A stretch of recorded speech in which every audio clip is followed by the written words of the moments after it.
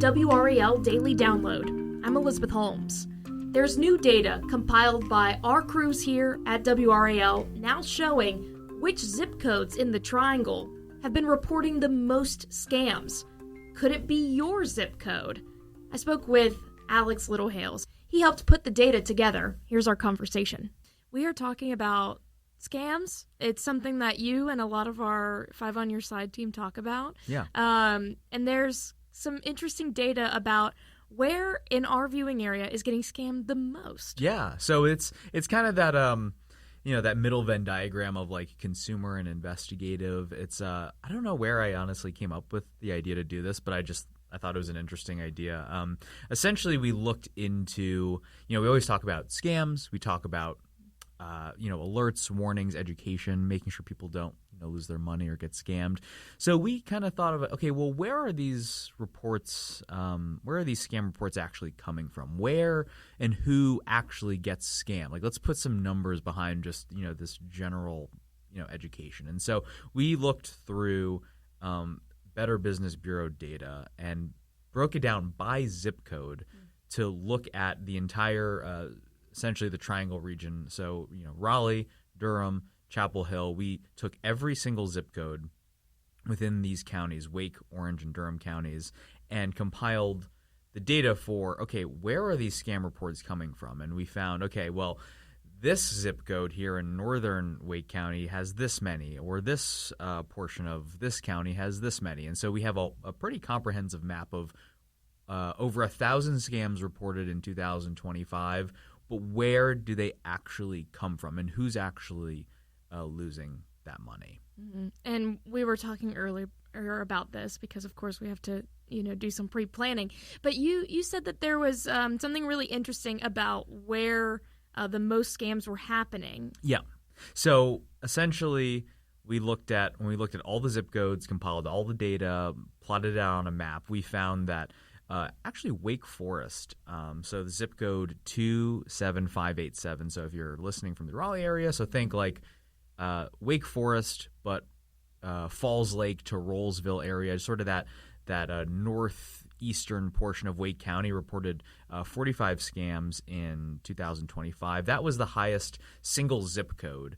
And, there's a ton of zip codes in every county. So that was the most reported zip code in our research. And so then we also found pretty high numbers for areas like East Durham, so 27703. I won't go through each zip code, but we found essentially high report numbers in Wake Forest, East Durham, Southwest Durham, and Apex, and then Fuquay, Varina, and Northeast Raleigh. So kind of these sort of the more suburban residential communities outside of the immediate city centers of Raleigh is what we sort of found where people were reporting most scams. That's interesting. Was there a specific scam that people were getting hit by the most? So I would say that in general in North Carolina, online purchasing scams are the most frequently reported, or at least what the Better Business Bureau sees the most. So you think, okay, I saw this fraudulent ad for this product on Facebook or my social media, and I paid for it,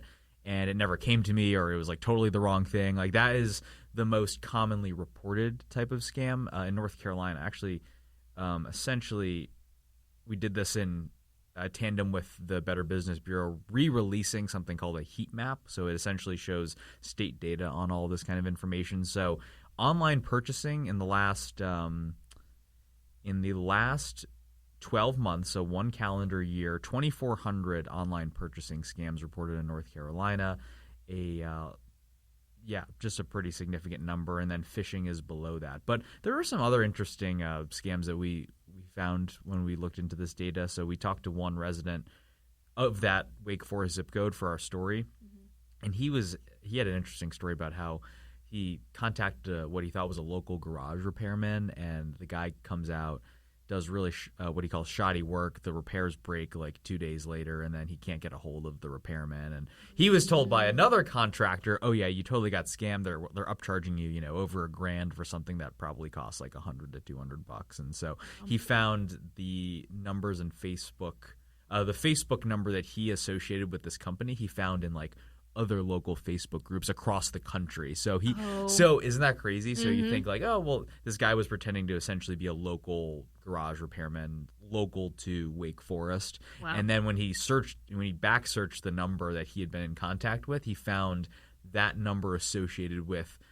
a very similar story, but in other Facebook communities across the country. So he was like, okay, well, obviously you can't be hyper local to all these different areas, and right. Yeah, so that some interesting examples of what we found. That is really interesting, and I feel like, talking about online purchasing, I think about myself and someone who, keeps up to date with all of the Five on Your Side stories, and one that has happened to me and other folks too is where you'd see a piece of furniture and you say, I am interested in this, and they ask, okay, well, we'll give it to you. It seems legit, but they ask for like a $20 down payment, right?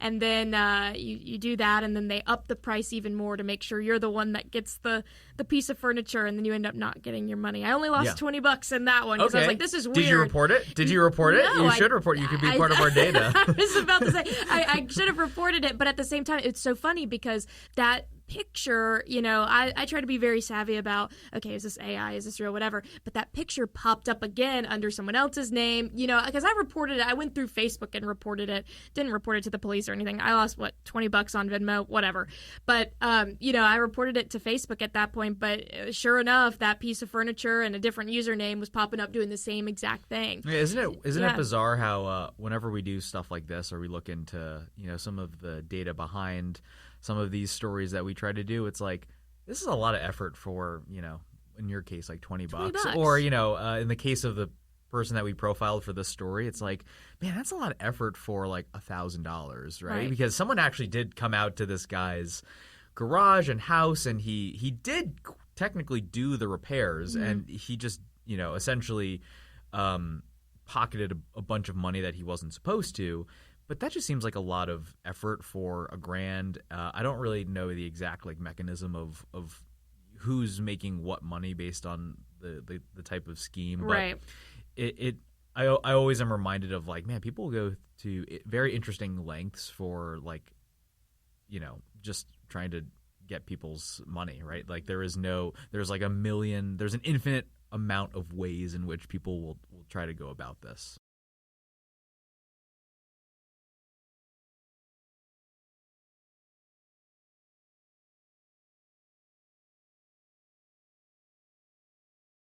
No scam is particularly the same in every report. It's like everything's slightly a little different. Yeah, maybe there's a lot of similarities, but a lot of different ways.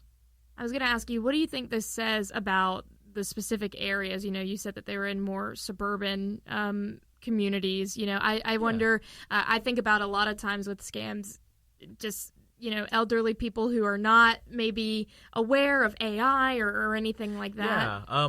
In the particular case of this individual that we talked to, who is in our story, he's just he's a young professional dad, right? Yeah. So honestly, he just he needed, in this particular case, he had a garage that wasn't closing. He just needed his garage door down. It's more of a safety hazard for his family. So he just kind of went about with the first option that he could see, the quickest way to do it, the cheapest way to do it. And a lot of times it's people don't have the time to, we're working individuals. We certainly don't have the time to painstakingly go through and research every single company that has the best exact. I mean, that would, a lot of us are just working adults that don't have the time to do that. So we just kind of put our trust and maybe faith into this company because we just need, in this person's case, we just need the garage door repaired, right? I've got a busy life. I can't spend all this time researching, and so that's what he said though. He's like, if I had just paused and maybe got a quote from one other company, maybe I could have avoided this. But I don't want to speak that that's everyone's case, but Wake Forest is a very suburban residential area. So is Apex. Yeah.